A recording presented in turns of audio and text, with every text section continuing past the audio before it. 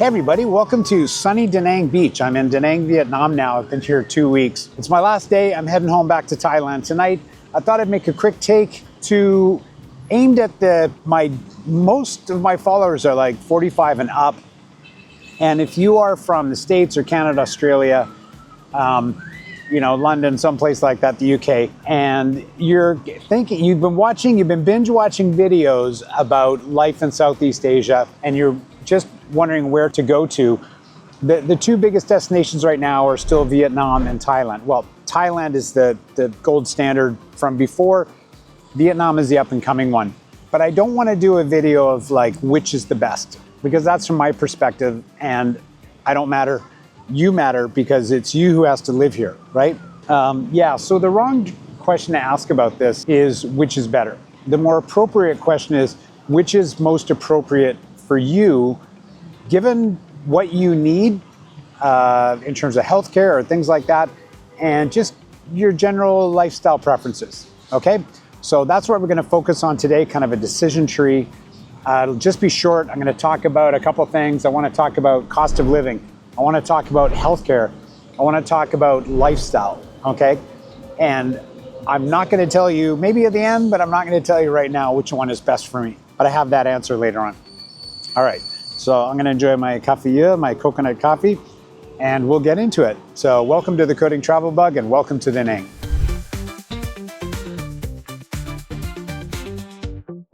Okay, so let's start with a bit of context, just so you know that I know what I'm talking about. I've got a lot of experience in Asia. I've been living in Thailand for 10 years. I moved there in 2015 after having lived 23 years in Japan, so also Asia. Vietnam is a bit newer story to me. I came to Saigon my first time in 2004 for a bit, and then Hanoi before COVID, and I lived here in Da Nang almost 5 months last year. So Thailand I know a lot about. I lived there, I've worked there. I used to work for Accenture Thailand there, and I've traveled all over Thailand. Vietnam, I'm no expert. So when I talk about Vietnam, I'm talking about Da Nang. All right, so please forgive me for that. If you want better context about Da Nang, look for a guy named Evan A, E-V-A-N-E-H, one of my fellow Canadians. He makes fantastic content. In fact, I'll put a link to his stuff below.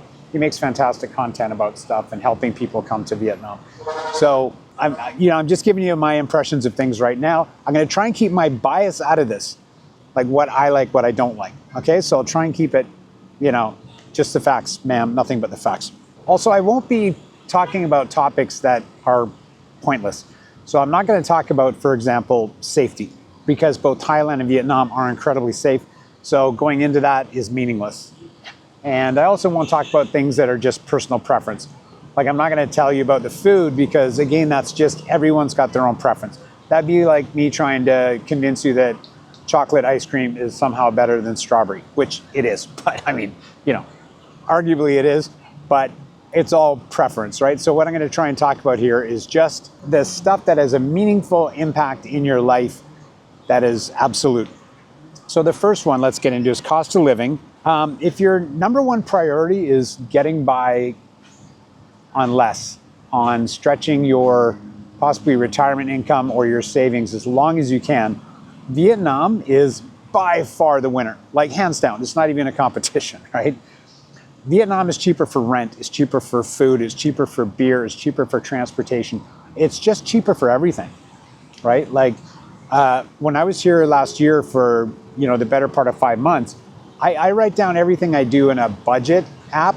Like even if I buy $1 water, I put that down on my budget app. And I've been doing that for years, and it's been kind of good because now I can see really what I spend in Thailand and what I spend in Vietnam. And when I pared it down to, getting rid of the things like buying stuff for my condo and stuff, that doesn't apply. Just in terms of general life, including rent here, Vietnam is like half the price of Thailand. Now, I don't try and live like a local. I buy what I want, I do what I want. So my expenses may be up higher than some people's, like, some of the younger travelers here, they're living on literally a shoestring. But I've met guys my age. I was talking to a guy at an expat meeting a couple nights ago, I think it was Wednesday night. He's living just south of here. He's just south of Antong, so still a really great area, a fantastic area actually. He's paying $270 a month for a decent size, really nice one-bedroom place that is, I don't know, 100 meters from the beach or something like that. So that's cheap. And that is after, what, 2 years, 3 years now? I was talking to Evan about this last year, how cheap it used to be. Like, according to him now, no, Danang is not that cheap anymore. I'm like, yeah, it's crazy cheap. He's like, no. Like 3 or 4 years ago, it was off the charts cheap. But there's so many tourists coming here. I'll get into that. Like, don't panic when I say it's full of tourists. It's not like Phuket or Bali full of tourists. It's still relatively cheap, right? So keep that in mind when you make your decision. Thailand can still be cheap. I've got a buddy named Clint, an American buddy of mine, and that guy lives for, I don't know, $1,200 a month in Bangkok, including his rent, and he goes out a lot and drinks a lot because he does not spend anything he doesn't need. So it is possible. But if you want to not worry about things too much and you live a regular life, Danang will be cheaper. Another thing that Vietnam has in terms of price is kind of the way that Thailand used to be 20 years ago, which is there's a really cheap way of living that is still super high quality. Like, you're not really suffering at all, but you're just not doing luxurious stuff. And then there was that higher level. I remember going with my very first girlfriend in Thailand, Patty. She's the reason I went to Thailand in 2001. We used to go to the theater at Siam, and they had the VIP seats and they had the regular seats. And the regular seats were, I don't know, $3 a ticket or something, or maybe a bit more because it's Siam, but it was cheap. And then you could go VIP, which was $15 a person. And then you would get like your own, it's almost like a bed. They would send you free popcorn and they gave you little socks and stuff. So you could live at either of these two tiers or higher. There's plenty higher and available then. I feel that Vietnam still very much has that. Like, the backpackers who are here, they're living incredibly cheaply. Yesterday I had lunch at a place called We Hate Monday. I was driving up River Road. So I'm on the beach now, like River Road's just like a few blocks up. And I saw this We Hate Monday. I thought, I have to go there. I thought it was a coffee shop. Ended up being a restaurant full of mostly either expats or really wealthy Vietnamese, like people pulling up in Mercedes SUVs and stuff like that. So it wasn't for like casual tourists. These are people who live there. And I had a grilled cheese sandwich, right? And they plated it up. They bigged it up a bit. You know, we've got 3 types of cheese and it's on sourdough. And it was okay. It was pretty good. And I had 2 coffee and that came to 400,000 dong, a little more with a tip. So let's say that's, I don't know, $18. Now, if you're sitting in New York, you're thinking $18, that's crazy. That's so cheap. And it is. But there are people I know here who don't spend that much in a day. And they're having, you know, 3 squares, a bunch of coffee. That probably wouldn't include their rent, but you know, they're living very cheaply, but they're enjoying their best life here in Danang, right? So it's very flexible here about price, what you can get, more so than in Thailand. So round 1 goes to Vietnam. Cost of living, Vietnam, sorry, it's just cheaper. I know there's always people in the comments who go, you don't know what you're talking about, but yeah, I kind of do. All right, so the next one is healthcare. And I think this one, Thailand, comfortably wins. It's not a slam dunk like cost of living was for Vietnam. Vietnam does have, if you're in the bigger cities, very good private hospitals that are like way cheaper than Thailand now. They're what Thailand was 20 years ago when Thailand was trying to become a health tourism destination. They were super cheap. They kept their prices so low, and Vietnam's doing that now. So is Malaysia. But if you're 20, healthcare won't matter to you, right? You're not even thinking about that. I mean, most people here don't even have insurance. If you're 30, probably doesn't matter. But if you're 60, it matters, and it can matter a lot. I've been fairly lucky. I've managed to dodge a lot of health bullets. But if you've got problems that require pretty high level care and might have complications, then Thailand wins this one. Thailand's healthcare system, it's not just in the big cities. Even up, my buddy lives up in the north, and he and his girlfriend had a son, awesome little kid. And they had their baby at the Sakon Nakhon Hospital, and fantastic, right? I mean, you can get phenomenally good healthcare in any mid-size or even small city in Thailand. Sakon Nakhon is not a big city, but it's got just one hospital I know is probably more. So it's got this kind of healthcare ecosystem that has been going on for a couple decades now. And you just can't compete with that, I think. Also, Thailand has that thing where doctors in general, like even the most qualified, high-paid doctors in the private hospitals, they still do rounds I can't say all of them do, but they still do rounds in the private hospitals. It's just a thing that happens in Thailand. So the level of healthcare, I think, in Thailand is kind of makes it where you want to be if you're older. Not to mention the fact that, you know, the received wisdom that you hear from older expats is, you know, places like Cambodia and Vietnam are great, but if you have real health issues, you know, get your butt on a plane and get over to Bangkok, right? And there's one more thing as well. In the private hospitals here, yeah, English won't be a problem, as it will not be in Thailand. But in Thailand, if you're at a big hospital, it's not just English. They've got German speakers, French speakers, Arabic speakers. They have everyone. And even in the smallest local hospitals, you're going to find someone whose job is kind of helping out, you know, non-Thai speakers. And with that kind of extra language support, that comes in handy. Because let's face it, if you are, you know, 65, you don't want to be going to a hospital with a cardiac issue and trying to negotiate the nuances of language with gestures as you try to explain the pains in your chest, right? Using Google Translate. That's not a comfortable position to be in. You want to be with where the staff speak English, the doctor speaking, or whatever language you want. Now, in Thailand, you're going to pay more for that. You will need insurance. But in my opinion, Thailand's a winner. All right, so Vietnam won, Thailand won. Okay, so the next topic is lifestyle. I'm going to break that up into two things: health and infrastructure. And I'll tell you that not only the foreign community, but the locals as well, when it comes to health, you will be, if there's any way you're going to be influenced in Danang, it'll be to a more healthy lifestyle. You come down here on the beach at like 5 in the morning, which for the record, I've never done. I don't think I've seen a sunset in like 2 decades.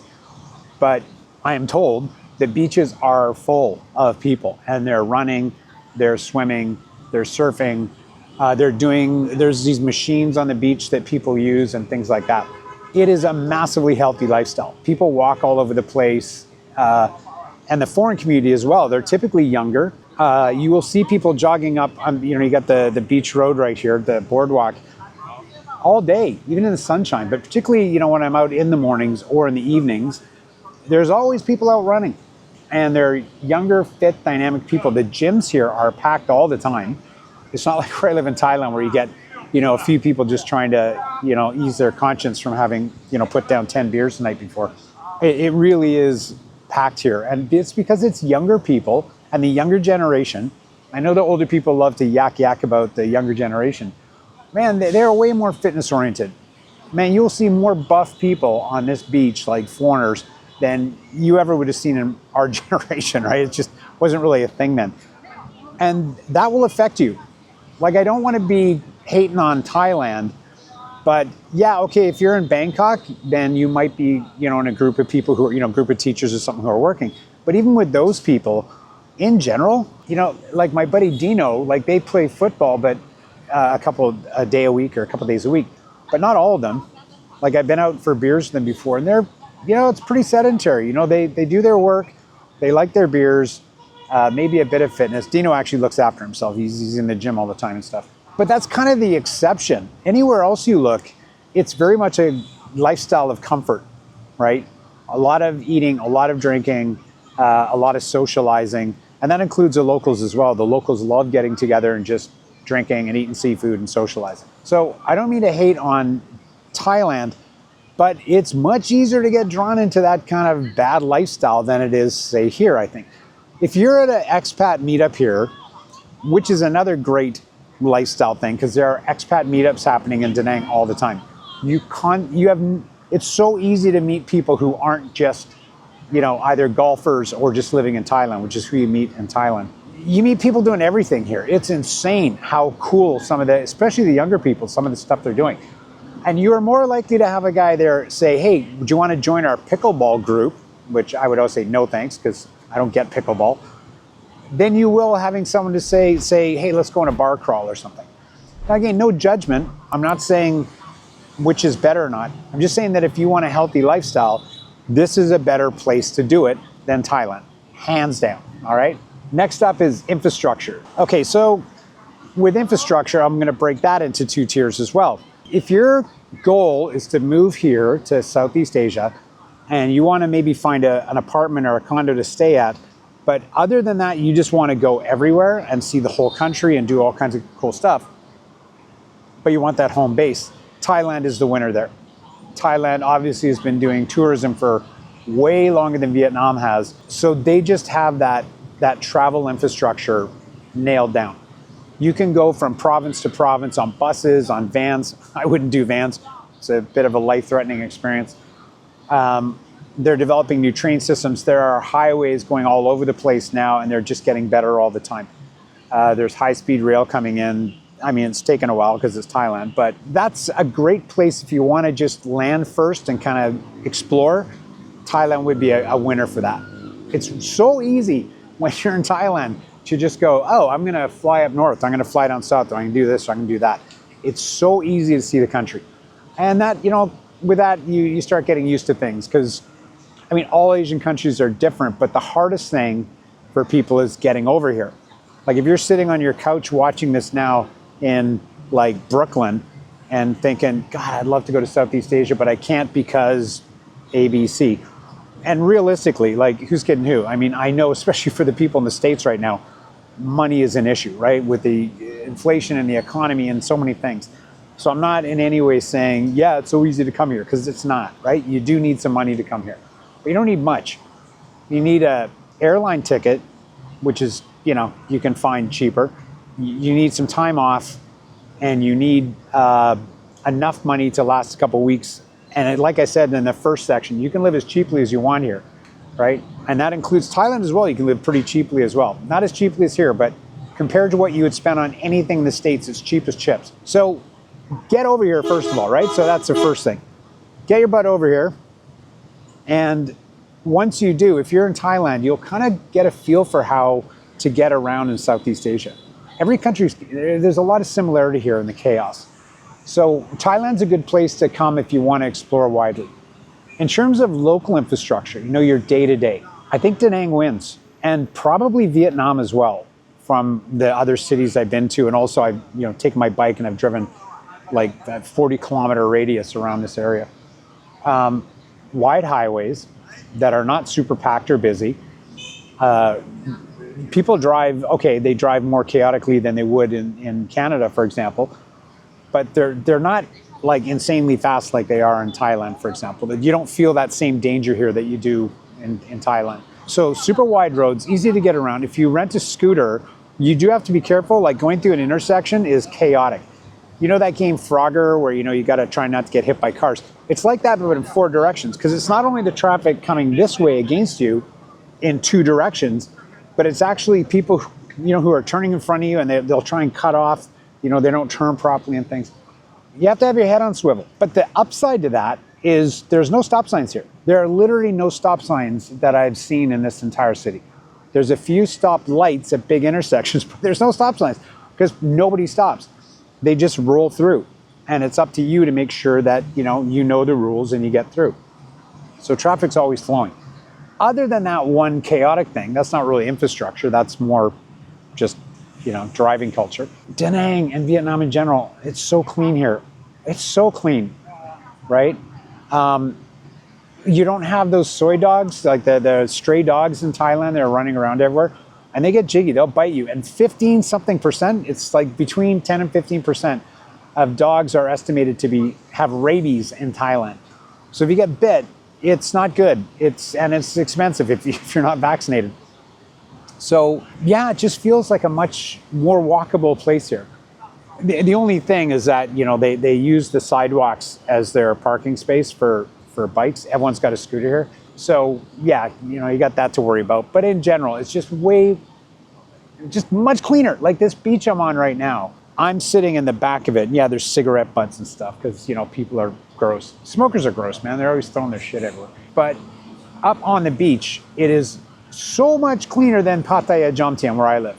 I've lived there, in Thailand, 10 years. I think I went in the water once for swimming when we were drinking beers on the beach, like my first year. And I came out with a slick on my body. I haven't been in the water since. I don't swim there. It's gross, but it's so clean here. All right, so for infrastructure, if you want to travel a lot and widely, Thailand wins, right? If you want to sit here and just have a local daily life that feels clean and safe and healthy and all those good things, Vietnam wins. All right? Okay, last one, bonus topic, visas. Visas matter a lot because you don't want to be in and out of a country, you know, trying to do visa runs and stuff if you're going to be staying for up to a year. For that, you need a long-term visa, and Thailand is a clear winner there. They've got that stuff locked down because they've been doing it so long. There are many kinds of long-term non-immigrant O visas you can get, the one-year visas. Vietnam does not have a really clear path for that yet. I think they're working on it, but it's not here yet. They're great for short-term 3-month stays. Great. I mean, it's so clear and so easy. But long-term, Thailand wins. So what are the possible paths? One of them would be a retirement visa. If you're over 50 years old, you come on over with a tourist visa, and then you convert that to a non-immigrant O, and then they will convert that to, they'll give you an extension on that, and what we call a retirement visa in Thailand, but it's actually not a retirement visa. It's the reason for extending the non-immigrant O is retirement. Same thing, we'll call it an education visa. Right? Actually, I think there might actually be a non-immigrant O education class, but there's other kinds of visas that we'll call a certain name, but they're actually just non-immigrant O's that you've given a reason why you can extend.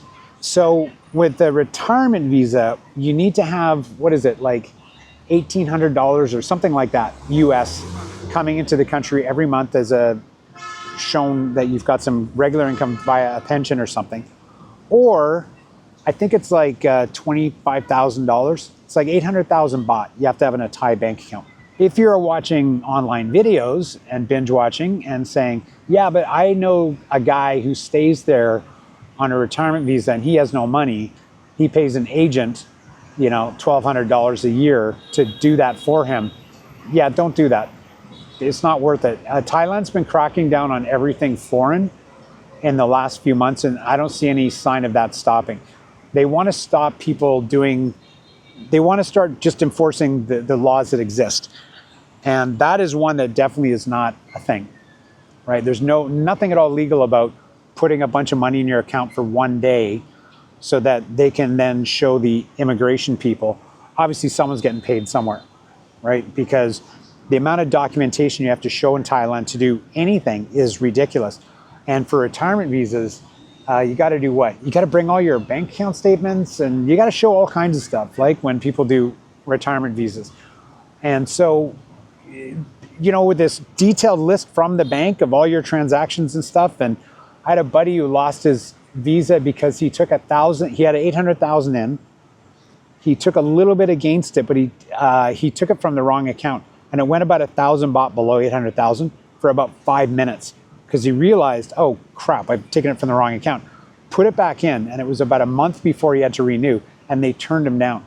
They said, oh, your bounce fell below 800,000. So there's no way on earth that any of this is legal and that the people who are letting that pass are not being paid. And Thailand's cracking down on that now. So if you're gonna come, do it right. If you don't have the financial means to do it, well, another way you can do it would be an education visa. And again, I'm not sure if it's an actual education visa or if it's just a non-immigrant O that is for education. But you can't do what they used to do where you just pay a school and they give you a visa and you never go. They're cracking down on that more too. But there's lots of things you can study. You can do Thai lessons, you can do Thai cooking, you can do Muay Thai. A lot of people do Muay Thai for a year. So you can look into those kinds of things. So then when you're in Thailand, you're gonna be doing something kind of cool. And you're gonna be living here for a year. Not here, I'm in Vietnam now, but in Thailand for a year. All right, so long-term visas, Thailand is the winner. Both countries, if you're one of those people who is not like me and probably a lot of people on my channel if you're one of those people who's like massively wealthy, like ridiculous sums of money, not even ridiculous, just, you got a couple million burning a hole in your pocket, meaning that what would be expensive for most normal human beings is not expensive for you. You can buy your way into either country legally, right? The Thai long-term visa, they really cater that to be like this exclusive, you're one of the top whatever percent of people. Like they really go hard after the vanity of rich people and how, you don't have to live with a riffraff. You're going to be exclusive and stuff. And again, I don't want to hate on it. Maybe I'm hating on it a little bit. Who's kidding who? But that's the point of the long-term visa. There's also what's it called? The elite visa that I knew a guy who was on it. And when I said, why would you spend $12,000 for like the ability to come into Thailand for 5 years when it's not that big of a deal? You could do it, like there's other pathways. Oh, well, I don't care about the money so much. He did, but he said that. And when I arrive at the airport, they send a cart to come pick me up at the gate. And so I don't have to walk all the way to the gate, and I get fast track in immigration. It's like, dude, you leave the country 4 times a year. Is that really worth, now it's more, it's like $20,000 or something. It's whatever, it's crazy. But if you got the money and it's like, yeah, 20 grand, yeah, here you go. And you are set, okay? Vietnam has that, but it's different. Vietnam, they're more about direct foreign investment. So either you invest in a company, I don't know if stock market investment counts. You can start a company, like bring capital in to start a company. All of those will buy you visa options. But I don't think it's as long-term as Thailand. Like Thailand, you can just literally buy your way into a decade in Thailand. There are other pathways, of course. You can become a Thai citizen, but that's incredibly hard to do. There's a lawyer guy, legal something. I follow him. He gives a lot of good information about Thailand. He's become a Thai citizen, right? So he's an American who's become a Thai citizen. Not easy to do, right? If you're coming here for the first time, Thailand is the one for the easiest options for long-term visas. And I think that's it. I mean, what is the verdict now? Healthcare, you got one for Thailand, that's healthcare. You got one for Vietnam, that's cost of living. Now Vietnam's better for health. What was the other one again? Thailand is better for wide travel. Vietnam's better for like local community. Thailand's better for visas. Oh crap, we got a tie. All right, so I'll be the tiebreaker. I think we got a tie. If I made a mistake, which I probably did, you can correct me in the comments. Okay, so this is an interesting thing that happened. This is a real live thing. It's not me making shit up. I was here in Vietnam last year, right? And I met about 3 guys there and there was 2 guys in Thailand. I think it's about a total of 5 people. 3 of whom stand out very strongly in our conversation. The other 2, I just remember asking them the same question. And the question was, all these people had lived in both countries, right? Significant amounts of time in both countries. Which one do you prefer living in? And we were in, for the guys in Vietnam, we were at an expat meeting at this pizza place, Classic Pizza. They all said, oh, like how they love Vietnam and Vietnam's great and blah, blah, blah. But now I kind of prefer Thailand. And I'm like, yeah, I feel that way too, and I don't know why. If you know why, if you have an answer to this like existential crisis we're all having, like why does Thailand kind of win out just a little bit, even though there's so much cool stuff about living in Vietnam and Da Nang? Please let me know in the comments because, inquiring minds want to know. But there's that kind of je ne sais quoi kind of thing about Thailand. For me, I'm always biased because, I kind of became indoctrinated to it. I met Patty, my first girlfriend, Parita. She was a telecommunications person, so she was always traveling around Southeast Asia anyway for her company. And we met online in, it was like 2000, udate.com. And she goes, well, I'll be in Singapore. I could just fly over to Japan for a week. I could take some time off. And I got all loved up. I really fell crazy for this girl. So when I came to Thailand my first time, I didn't see any of the dodgy stuff. I didn't see, Nana. I didn't see any of that. I'd heard about it, but, I had no idea about it at all. Because she was like a high-so type. So like our first weekend was down at Anantara, which is like this beautiful resort in Hua Hin. We went to Samui, we went to Koh Chang, like over the year, right? I'd come and go. Either she'd come to Japan for a couple weeks or I'd come here for a month or more. I was so in love with Thailand in general. I just knew, actually from the first day, it's where I needed to live. It suited me so well. because I was living in Japan, you know, I love Japan. Some of my best friends are Japanese, but it's a very like tightly wound society, right? Like, you know, it's very much, there's only one way to do things kind of society. And yeah, I just felt Thailand was kind of my happy place. After then, you know, when I started traveling around Southeast Asia, I realized there's a lot of happy places out there. There are a lot of, like, I love the Philippines. I mean, food, you know, everyone's got different tastes about that. But the people, I love Filipino people. The beaches like Boracay and you know, Malcapuya Island and places like that, just gorgeous places. But yet, nothing made me kind of veer from that idea that I like Thailand the best. But again, like I said, it's kind of indoctrination, right? It's kind of like how, what do they call that? It's not a genetic fallacy really, but if you look at, say, the Philippines, people, I was talking to a girl in the Philippines, she goes, I've never met anyone who doesn't believe in God, because I'm atheist as they come. I'm a genetics major, so. And she had never met anyone who said they don't believe, and you know, who's not Christian. I said, yeah, but why are you Christian? You're Christian because you're born in a place where everyone's Christian. They told you you're a Christian. You never made a decision to do that. If you were born a couple hours away in Malaysia, you'd be Islamic, right? I mean, that's just kind of how indoctrination works. And that was kind of what happened with me. I got indoctrinated into Thailand. I never checked out other Southeast Asian countries. And it wasn't until I kind of traveled more widely, I thought, okay, there's other options, right? So I encourage you, if you are sitting on your couch, you know, somewhere up in Manchester or Melbourne or Vancouver or, you know, New York, wherever you're at, come on over.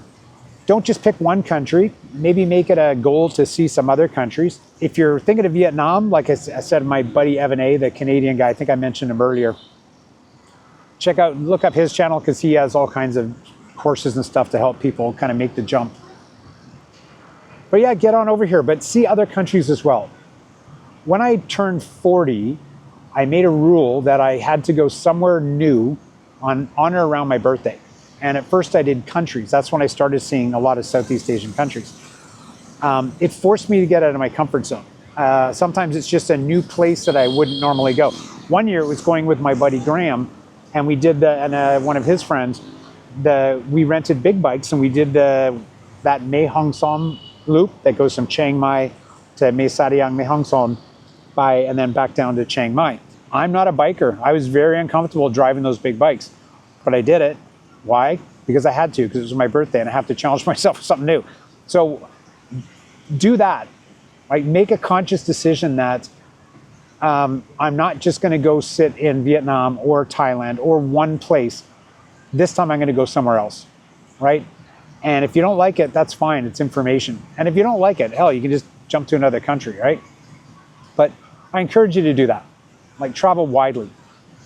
In terms of Thailand and Vietnam, like I said, I always gravitate towards Thailand, but my heart is starting to shift to Vietnam now. I'm thinking that if I get to that point where I need to work something local, I would get a job teaching here. I taught in Japan for years. I love teaching. I love teaching, particularly university level. That's all I did was university classes. I would love to come and teach here and get a work permit and live this. See, guy on his bike, two people jogging by, guy jogging there. I would love to live in this area, right? So I've rambled enough. As usual, my videos degrade into me just stream of thought stuff. I don't know which one you're going to come to, right? It doesn't really matter. It's up to you. Whichever one seems right for you at your age, with your needs, your proclivities. If you want for a healthy lifestyle, if you want more of a party lifestyle, you choose where you want to go. But just make the jump, right? Like, find a way, make it happen. And if you need any help, like I said, there's lots of bloggers out there. Evan, like I said, he's got great information. Or you can just write in the comments about any questions you've got, right? If you're not sure. I love writing back to people, right? I'm a pretty antisocial guy in general. So if someone writes me a comment, I always appreciate it. Everyone, please, the usual, like and subscribe, hit the bell. And thanks for watching from my last day in Vietnam. 11:30 tonight, I think I get in a flight back to Thailand. So you guys have a great day wherever you're at. From sunny Danang Beach, let's see if I can flip this around here. It's on a tripod, so this might be a challenge. There you go. So that's what it looks like where I'm at right now. You got the peninsula over there, which is a great place to take your bike and drive around. And then right there is Beach Road. And my first day here, when we got here, we sat right there. We got one of these coconut coffees and we had a foot massage for, well, I did half an hour. The friend I was with did it for an hour. So, man, great place to be. All right, Evan, I've talked enough. See you guys later. Have a great day. See you.